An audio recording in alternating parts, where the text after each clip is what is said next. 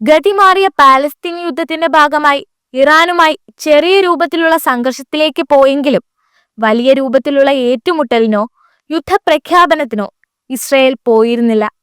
ഇരു രാജ്യങ്ങളും പരസ്പരം മിസൈലുകൾ അയച്ച് തിരിച്ചടി നൽകിയിട്ടുണ്ടെങ്കിലും കാര്യമായ ഒരു നാശനഷ്ടവും ഈ ആക്രമണം മൂലം ഇസ്രയേലിനോ ഇറാനോ ഉണ്ടായിരുന്നില്ല.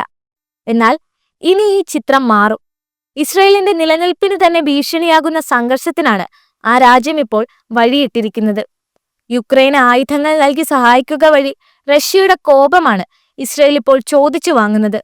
പാട്രിയറ്റ് വ്യോമ പ്രതിരോധ സംവിധാനങ്ങൾക്കായുള്ള 90 ഇന്റർസെപ്റ്റർ മിസൈലുകൾ ഇസ്രയേലിൽ നിന്ന് പോളണ്ടിലേക്ക് അയച്ചതായും അവിടെ നിന്ന് അത് യുക്രൈനിലേക്ക് കൈമാറുമെന്നുമാണ് റിപ്പോർട്ട്. 2024 ഏപ്രിലിൽ ഇസ്രയേൽ ഡിഫൻസ് ഫോഴ്സിൽ നിന്നും ഈ മിസൈലുകൾ യുക്രൈൻ ആവശ്യപ്പെട്ടിരുന്നു. നിരവധി അമേരിക്കൻ എയർഫോഴ്സ് C-17 ട്രാൻസ്പോർട്ട് വിമാനങ്ങൾ വഴി യുക്രൈന് വിതരണം ചെയ്യുന്നതിനുള്ള മിസൈലുകൾ തെക്കൻ ഇസ്രയേലിലെ ഒരു എയർബേസിൽ നിന്ന് നാറ്റോയുടെ ലോജിസ്റ്റിക് ഹബായ പോളിഷ് നഗരം റസസോവിലേക്ക് അയച്ചതായാണ് വിവരം. പാട്രിയറ്റ് മിസൈലുകൾ യുക്രൈനിലേക്ക് മാറ്റാനുള്ള ഇസ്രയേലിന്റെ ഈ തീരുമാനം ഇസ്രയേൽ റഷ്യയെ അറിയിച്ചത് തെറ്റിദ്ധരിപ്പിക്കുന്ന വിധമാണ്. യുക്രൈനിലേക്ക് നേരിട്ട് ആയുധങ്ങൾ വിതരണം ചെയ്യുകയല്ല, പകരം അറ്റകുറ്റപ്പണികൾക്കായി അമേരിക്കയിലേക്ക് പാട്രിയറ്റ് സിസ്റ്റം തിരികെ നൽകുക മാത്രമാണ് ചെയ്യുന്നതെന്നാണ് ഇസ്രയേൽ അവകാശപ്പെടുന്നത്. 2 വർഷം മുമ്പ് ഇസ്രയേലിലെ എമർജൻസി സ്റ്റോറിൽ നിന്ന് യുക്രൈനിലേക്ക് പീരങ്കി ഷെല്ലുകൾ അമേരിക്ക കൈമാറ്റം ചെയ്തതിന് സമാനമാണ് ഈ നീക്കമെന്നും സൂചനയുണ്ട്. വിഷയത്തിൽ റഷ്യയും ഇതുവരെ ഔദ്യോഗികമായി പ്രതികരണം നടത്തിയിട്ടില്ലെങ്കിലും റഷ്യൻ രഹസ്യാന്വേഷണ ഏജൻസികൾ ഇസ്രയേൽ നീക്കങ്ങൾ ഗൗരവമായി നിരീക്ഷിച്ചു വരികയാണ്. ഇസ്രയേലിന്റെ ഈ മനംമാറ്റം യാഥാർത്ഥ്യമാണെങ്കിൽ അത് അവരുടെ അവസാനത്തിന്റെ ആരംഭമാകുമെന്നാണ് മുൻ റഷ്യൻ ജനറൽ ഉൾപ്പെടെ പ്രതികരിച്ചത്.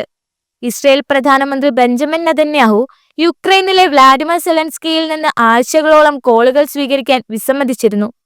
കഴിഞ്ഞ സെപ്റ്റംബർ അവസാനത്തോടെ നെതന്യാഹുവിന് ഹസിദിക് തീർത്ഥാടകർക്ക് അവരുടെ പ്രസ്ഥാനത്തിന്റെ സ്ഥാപകനായ ബ്രാറ്റ്സ്ലാവിലെ റബ്നാച്ച്മാനെ അടക്കം ചെയ്തിരിക്കുന്ന യുക്രൈൻ നഗരമായ ഉമാൻ സന്ദർശിക്കാൻ സെലൻസ്കിയുടെ അനുമതി ആവശ്യമായി വന്നപ്പോഴാണ് കാര്യങ്ങൾ മാറിമറിഞ്ഞതത്രേ. നെതന്യാഹു ആയുധ കൈമാറ്റം അംഗീകരിക്കുന്നതുവരെ സെലൻസ്കി അഭ്യർത്ഥന നിരസിച്ചതായും നേരത്തെ വാർത്തകൾ ഉണ്ടായിരുന്നു. 2022 ഫെബ്രുവരിയിൽ റഷ്യൻ യുക്രൈൻ സംഘർഷം രൂക്ഷമായതിനു ശേഷം യുക്രൈനുള്ള ഏറ്റവും പ്രധാനപ്പെട്ട ഇസ്രയേൽ സംഭാവനയാണ് ഈ മിസൈൽ വിതരണമെന്നാണ് അന്താരാഷ്ട്ര മാധ്യമങ്ങൾ റിപ്പോർട്ട് ചെയ്യുന്നത്. യുക്രൈന് മാനുഷിക സഹായം മാത്രം നൽകണമെന്നാണ് ഇസ്രയേൽ തുടക്കം മുതൽ സ്വീകരിച്ചിരുന്ന നയം. ഈ നയം മാറ്റം പശ്ചിമേഷ്യയെയും വൻ സംഘർഷത്തിലേക്ക് നയിക്കും. ഇസ്രയേലിന്റെ അത്യാധുനിക ആയുധങ്ങളുടെ വിതരണത്തെക്കുറിച്ച് ഇറാൻ മാധ്യമങ്ങളും റിപ്പോർട്ട് ചെയ്തിട്ടുണ്ട്. റഷ്യ നേരിട്ട് ഇസ്രായേലിനെതിരെ രംഗത്ത് വരുന്ന സാഹചര്യമുണ്ടായാൽ അതോടെ ഇസ്രായേലിന്റെ കഥ കഴിയുമെന്നാണ് ഇറാൻ മാധ്യമങ്ങൾ റിപ്പോർട്ട് ചെയ്യുന്നത്. മുൻപ് ഇറാൻ ഇസ്രായേൽ സംഘർഷമുണ്ടായപ്പോഴും ഗസയിലും ലെബനനിലും ഇസ്രായേൽ ആക്രമണം നടത്തിയപ്പോഴും ഈ ആക്രമണങ്ങളെ ശക്തമായി അപലപിച്ച റഷ്യ പക്ഷെ സൈനികമായി ഇടപെട്ടിരുന്നില്ല. എന്നാൽ ഇസ്രായേലിന്റെ പുതിയ നീക്കത്തിന്റെ പശ്ചാത്തലത്തിൽ ഇനി സൈനിക നടപടി സ്വീകരിക്കാനും റഷ്യക്ക് കഴിയും.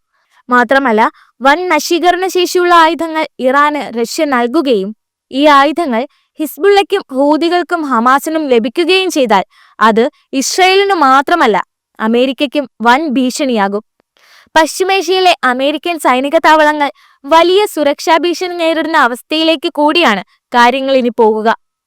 യുക്രൈനെ ആയുധമണിയിക്കുന്നത് വൻ പ്രത്യാഘാതങ്ങൾ ഉണ്ടാക്കുമെന്നും യുക്രൈനിലേക്ക് അയച്ച ഏതൊരായുധവും നശിപ്പിക്കപ്പെടുമെന്നും UN-ലെ റഷ്യയുടെ പ്രതിനിധി വാസിലി നെബൻസിയ ഇതിനകം തന്നെ മുന്നറിയിപ്പ് നൽകിയിട്ടുണ്ട്. പുതിയ സാഹചര്യത്തിൽ സിറിയയിൽ നിന്നും ഇസ്രയേൽ കൈവശപ്പെടുത്തിയ ഗോലാൻ കുന്നുകളിലെ പ്രദേശം തിരിച്ചുപിടിക്കാൻ റഷ്യ ഇടപെടാനുള്ള സാധ്യതയും വർദ്ധിച്ചിരിക്കുകയാണ്. നിലവിലെ സിറിയൻ ഭരണകൂടം റഷ്യൻ സൈന്യത്തോട് സിറിയ വിട്ടു പോകരുതെന്ന് അഭ്യർത്ഥിച്ചിട്ടുണ്ട്.